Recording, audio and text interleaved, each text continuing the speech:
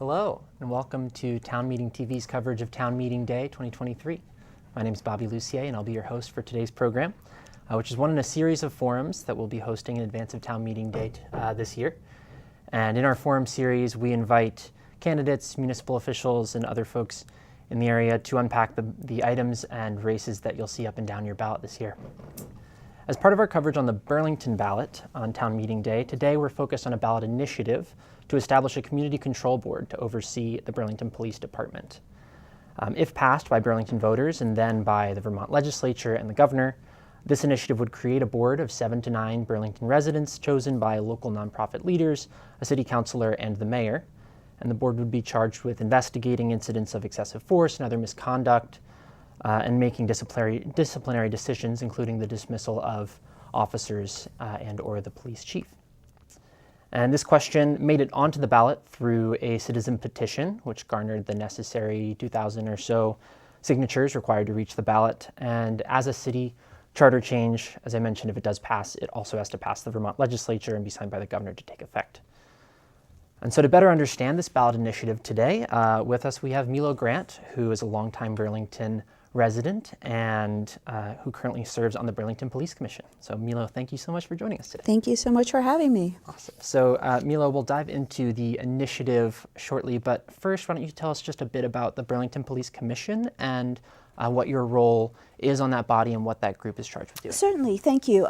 So I do first want to say that I am here speaking as a citizen who serves on the Special Committee to Review Policing Policies and currently serves on the Police Commission.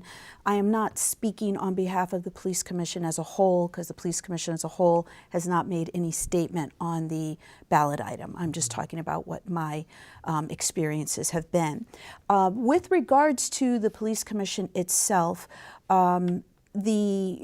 what we've been doing since I've been on the commission, which the last 2.5 years, we've changed some things. In particular, something I think that most people can relate to is a re-examination of the complaints process, and also a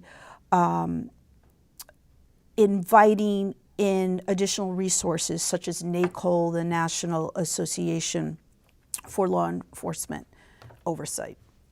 National Association of Community Oversight of Law Enforcement, thank you, sorry. And getting advice from that organization and other resources to say, what's the best thing that we can do for Burlingtonians who file complaints against our police department? And what does that process look like? So when I first started, we didn't actually see the complaints. We were told about them. So we didn't really know what they were. So now we actually see the complaints. We can see the original written complaints. And then there was the whole process about, well, who confirms that a complaint's been received? What type of deliberation should there be? Who then confirms what information is relayed to the complainant? Things like that weren't always happening before. So making those type of changes, I think that's one of the most relatable changes that the average Burlingtonian can relate to. We have, with our meetings, added educational components. We talk about things that affect the average Burlingtonian. We talk about things that affect police officers, because the average Burlingtonian really doesn't understand the things that our officers have to deal with on a daily basis. So we had an excellent speaker on officer wellness. We had an excellent speaker that talked about how certain use of force incidents that have gone viral, what are the backstories? What caused this? Was there an officer on the road that shouldn't have been, and because of certain reasons why he shouldn't have been, not because they were a bad officer, but because they had already been through something traumatic and had to continue with their shift when maybe really they should have been given a break. So there's a lot of things that go on, but unfortunately there are also issues of a lack of equity in policing, and that is something that unfortunately we have seen in our area as well. So talking about racial disparities, talking about the best way to address racial disparities, hopefully having a change in the way we address certain communities, because despite the fact that we're in one of the whitest states in the country, Burlington's very diverse. You can go into certain areas of Burlington and you could be walking around in Brooklyn, and that's because we have a number of new Americans that live here. Our schools are going to change our community in just maybe the next 10 years. We're looking school-wide, as of the fall of 2021, roughly 38% of the children are a part of the global majority, right? And we have some schools that are well over 50%, some are in 40, and some are in the lower 30s. That's way more than a lot of people realize, and these children are growing up, they're working in our community, so there's more interactions. And as we can see with issues at sporting games and the like, that their presence is not always welcome. And that does spill over into other aspects of our society, including policing. So we discuss that as well. And we do look at use of force incidents, and we do our best to say, what can we do better, right? What can we do better? Because sometimes it's not about punishment. Sometimes it's not about firing someone. Sometimes it's about what we can do better. What training needs to be revisited? Training should not be considered a one and done, especially around de-escalation. Where all types of people work in different businesses, where you have rules and standards and procedures you should follow, and then if you don't, how is that addressed, right? And it doesn't mean that someone has to be fired, but it does mean sometimes that you have to take a look and say, how do we prevent this from happening again? How do we have an honest conversation about that? And how do we know that that's what the leadership in the department is doing? And that's sometimes where I feel we butt heads, at least from my personal opinion. Right. Who sits on the Burlington Police Commission, and how is that body kind of composed? Certainly. So for any commissions, generally you can go to the city's website and you can look to see what positions are open. Most of the commission seats are 2 and 3 years, depending on the commission. And you fill out an application for what commission you're interested in, and you give a little bit of information about yourself. And it's reviewed by a committee on the city council and then voted on by the whole city council. And you can go and you can speak on your behalf to say, this is why I have something to offer to this process, to this committee in this process.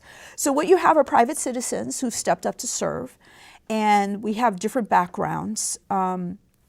I work in a field called consumer-directed benefits. I help people with managing health reimbursement accounts, health savings accounts, things like that. We have Stephanie Seguino, who is a college professor and an internationally renowned economist. So she's a fantastic resource with regards to looking at data. We have Commissioner Comerford, who has a background in social work. We had our former chairman, who just had twins. Congratulations. So with his time commitment being drastically reduced, he unfortunately had to resign. But he was an individual who worked in a downtown bar. He works in downtown bars, so he gets to see these things right up front. Myself as a citizen, I've also DJed around town, and I've DJed a number of shows. I've gone to a number of shows, so I see what's happening downtown as well. And we have another commissioner who works with people who have autism and the like, and so he has this life experience. So what's great about this commission is we have these variety of life experiences that we can bring to the table to represent a variety of people in our community and advocate for them. Right. Okay. And so it's a group that is appointed based on the applications that are submitted, and then who actually approves those applications and puts and so it's the city council. The city council. Ultimately, yes. Okay, gotcha. So that sounds a little bit different from what's being proposed through this initiative. Maybe we can get into it a little bit. So this initiative aims to establish a community control of police board, which is appointed by nonprofit organizations around Burlington who are involved in racial justice work, and also involve a city councilor and the mayor. But can you talk a little bit about just how this board would be different from the Burlington Police Commission that you sit on currently? So what's interesting is that the board would be independent, and one of the reasons that the makeup that's being indicated in the ballot item is to really take a step to ensure voices that have, quite frankly, sometimes been previously blocked from being able to have a position, express concerns around policing in our area and policing equity amongst the various groups that they would be representing. So it's a way to say we need to ensure that these voices are being heard. Right, okay. And my understanding also is that you were originally opposed to this charter change. I was. And you've since come around to supporting it. I was. I have attended meetings, participated in conversations, because I wanted to know what was going on. I wanted to know what people were talking about. On the commission itself, we just kind of held our heads down and we just went on with the work. We're like, we are going to continue with the work, because there was this back and forth about the original charter change, discussions that happened in fall of 2020, 2021. But we were just like, we don't know where all that's going to land. So as a commission, we're just going to keep doing the work. And I felt that the commission could be that body that changes in the commission, additional tools, additional resources. Like the commission, we have our own lawyer now. It's huge. It's huge, because the city attorney's office doesn't really represent the commission and doesn't represent the city of the people of Burlington. Represents the city of Burlington, you know, the administrative part, but that's like a different thing from actually representing community members who might not have had a good interaction with an officer.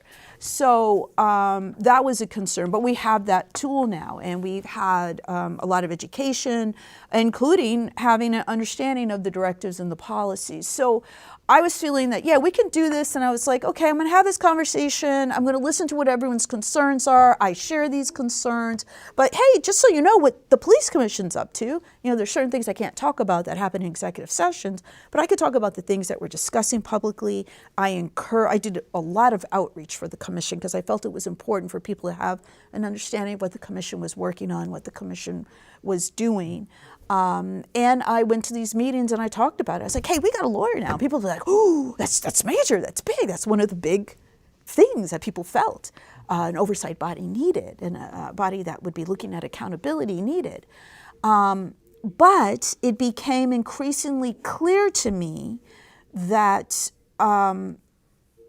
the police commission wasn't getting the support that it needed. And then, in fact, more recently, we've had the mayor and the police chief actively attack the police commission in a way that I personally feel is not appropriate. Like they have, the police chief said in an open meeting that one of the reasons we didn't have lateral transfers, a lateral transfer is an officer that maybe has worked in another city or another state, wants to change. Do we have an opportunity to bring them here to Burlington? They don't have to go through the full academy because they've already been through academy. They just have to go through some initial training about the city of Burlington and policing in Burlington. So a lateral transfer you can get on the road a lot faster than someone who's just out of the academy. But that it was the fault of the police commission that they did not have applications at the time from lateral transfers. This was really amazing to say that the additional salary, the additional incentives were not enough to overcome the work of the commission. So you're saying that people don't want to be here because they don't want oversight and they don't want accountability. What is that really saying about the type of officers that we want to attract? This is deeply concerning to me. And then September 19th, our co-chair was asked to present the annual report of the police commission. And this is a public meeting, city council meeting, near the end of the meeting, September 19th. Anyone can go and watch this. And the mayor just said that the commission was out of sync with what the people of Burlington wanted, that the commission was interfering with public safety, and he said a number of things that were false. Then he said he was going to write a written response to correct the record, which he never did. We're in February 2023, and he never did that. To me, it was just kind of like a shiny object. Oh, here, look now, put your anger toward the police commission. And I just felt that was pretty astounding. We are private citizens. We have stepped up to serve. Who's going to protect us from that? Right? Now, there's the attitude, keep your head down, do the work. But I personally felt this was a little bit too much. I felt that it was really inappropriate for the administration and then the department head to attack the work of the commission, then turn around and say the commission can be the oversight body because you don't like the ballot item. It's disingenuous. Right. It's inconsistent and very worrisome to me, which is why I changed my mind, because you literally are pushing the commission aside and blaming the commission. So you don't have that belief that the commission can do this work. And that's why my personal opinion has changed and why I support it. Because if anything, it's going to push the conversation forward, which has been allowed to lapse in a vacuum of leadership. So what do you expect might be different from a typical Burlington resident experience if this initiative is passed and this board is established? What do you expect that folks might see as different about their Burlington experience? I would like to hope that an independent board would reduce some of the political flexing, right? Like, it's truly independent and it can't be affected by some of these falsehoods. And it could be, certain things can never be fully public because you can't talk about certain disciplinary things. But there could be a better faith in the process, and maybe people can be informed on what is the result of an investigation. So for example, we can look at a use of force incident or a complaint. We can discuss it. We can review the policies and the procedures. If we make a determination, whatever our determination is, the actual complainant doesn't get to hear about that at this time. It's really quite remarkable. But that's where we're at, right? That is a hurdle we haven't gotten past. I would hope that the independent board would be able to do that, because there's something to say that if you can't even communicate that information, how are you there for someone that's had an injustice done against them, if that is what occurred? Sometimes complaints are not valid. Sometimes we get complaints that are not even related to Burlington, Vermont, right? And they just feel like, oh, you got to let them know they got to file for Burlington, Iowa, or wherever. Someone just did a search for Burlington, filed a complaint, and didn't realize they were in the wrong state. And that happens, absolutely. And then sometimes people file complaints, and unfortunately, they don't give us enough information. We don't have enough information, and if we don't have enough information to proceed, we can't. And that can be very difficult, because sometimes people stay anonymous for a reason. They're afraid of being targeted. That's a real fear. And we have to respect that, but sometimes it does interfere with how much we can do for them. So you mentioned that the commission can make a determination based on an incident, but where does that determination go as it stands right now with the current power of the body of the commission? Well, we can talk to the chief. The chief makes the ultimate determination as it is now. We can talk to the mayor if we feel strongly about something. And the mayor does meet with the commission. What I don't like is that when they talk about the commission having access to information and body cam footage related to use of force and related to complaints, and that we have these meetings with the mayor, they kind of stop there. They're not always honest about the fact that sometimes we disagree. We disagree with a great deal of passion, and we have a great deal of concern that things could have been handled differently, especially in issues of de-escalation, and especially issues around equity in policing. So they're very, very hard conversations. And then there's so much work that people don't see. And that is, when people go, well, you guys don't really seem to do anything. You don't seem to really be able to change anything. That breaks my heart. But I'm beholden to confidentiality rules. And so I can only say that we are well and truly doing our best, and we have made some changes, and we're going to keep our heads down and keep pushing through and doing the work, but hope that the city council comes around. The meeting that was this past Monday was very, was the 6th of March. Recommend people watch that meeting to discuss that resolution, a resolution that predisposes that this ballot item will fail. I don't think that's appropriate. And then talks about how the city council, after that, will come up with ideas. Like, you've had all this time to come up with ideas. So I thought that and I spoke out at the public forum. I was just like, you're saying that there wasn't a community conversation about this. And that's simply false. It's false. People have been talking about this for some time. People were talking about this prior to 2020, right? This isn't just about the summer of 2020. We have outstanding cases, use of force cases, still against the city from incidents that happened in 2018. For someone whose life was forever changed and has a permanent brain injury, and we're still messing with that, because what's a fair amount, right? And of course the city can't talk about the negotiations or anything like that, but I, as a citizen, can see something's wrong that has taken this long to, and even Justice Sessions, his decisions, very interesting reading, very interesting, but it's heavy, right? Because it's legal determination. But the bottom line is aspects of this case can proceed because of the history of racial disparities.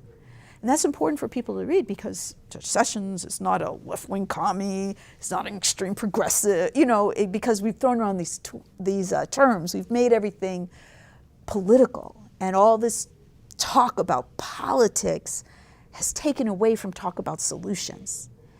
And I know our city councilors can do better, and they're good people with good hearts. But because some of this hasn't affected them or affected their families or their friends or people within their communities, they don't understand what's happening, and they don't fully understand the urgency. So that's a concern of mine as well. That makes sense. And so you also mentioned a minute ago that discipline isn't always going to be the answer in response to certain complaints about the police department. And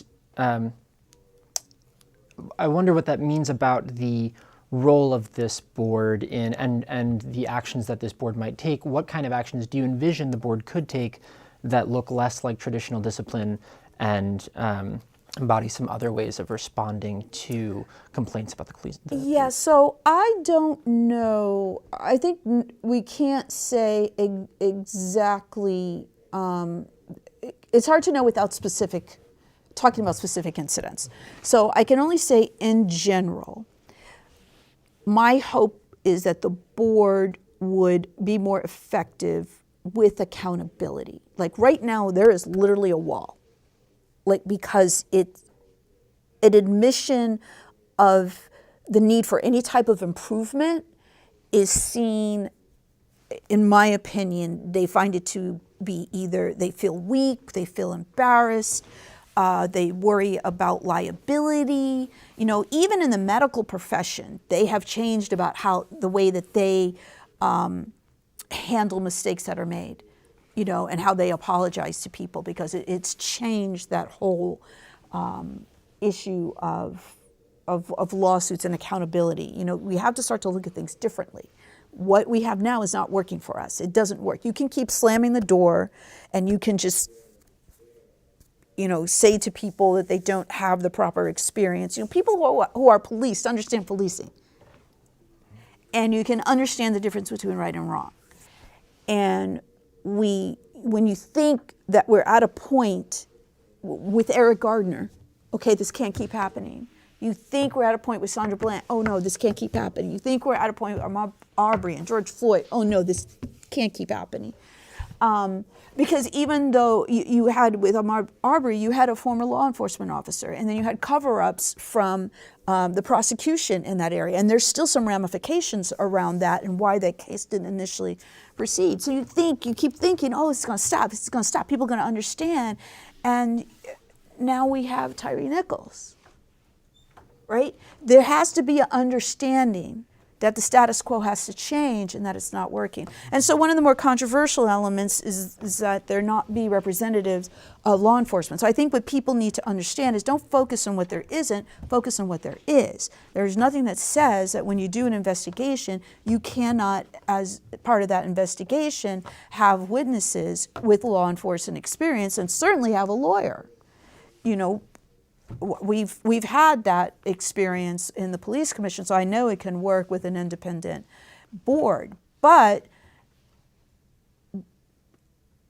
sometimes if you can't wash your own clothes, then maybe somebody else got to come in and do it. You know. So yeah, that was a really simple analogy, but it's the best I can come up with. And it just says, if this, you know, for me, if this department has shown a good faith initiative toward improving accountability instead of attacking the commission that is trying to work on that and saying you're interfering with our public safety because officers are not going to want to come here because of oversight and accountability. I'm like, what do you want? Just a warm body? I'm like, what does that say? How are you supporting our officers that are here? What is the caliber of officer you bringing in to work with them? How are you going to support our new officers who are coming out right out of the academy? How are you going to teach them if you haven't improved your process and if you haven't changed your view of things that are actually hurtful? So it does affect all of the officers, and saying that you want accountability and oversight does not say you don't care about the officers. In fact, you do care about the officers, because sometimes when things get escalated, you could end up putting yourself in danger, right? And we would never, as a commission, ask any officer to change a response if they need to protect themselves or protect another community member. That's never what it's been about. It's saying that when you had options, because you weren't in danger and another community member wasn't in danger, there could have been different choices that would make that have better outcomes. Right. So, and you touched a little bit on, and I know we only have a couple minutes left here, Sure. but you touched a little bit on something that I've heard from folks in opposition to this ballot item, this initiative, which is that the impact of this board might be present a challenge to recruitment and retention of officers. Right. And I wonder if you could just speak a little bit to that, and whether you expect that this board will. Who do we want to serve here? What is that saying about who we want to serve and what we're willing to just turn our heads and ignore? It's a deep conversation, right? And people are like to say, it's funny because I'm like, I'm here. You wanted to have the hard conversation. I'm right here. And they're like, oh no, we were only kidding. What does that say? That officers won't come here because of accountability. They got a very good contract. And I'm not just talking about health benefits and salary, which of course all workers are entitled to. I would never question that. But when we talk about how saving information about complaints and complaint history, how long is that information saved? It went from 1 year to 2 years, whoop-de-doo. Still way below best practice. So they're delighted with that contract. So they have a lot of protections in that contract. And I would have liked to have seen more for the community in that contract. And the Burlington police officers contract. Yeah. Would the board have any role in the development of that contract, do you think? I think, when the CNA was the consultant that did the review of the police department, came out with their recommendations.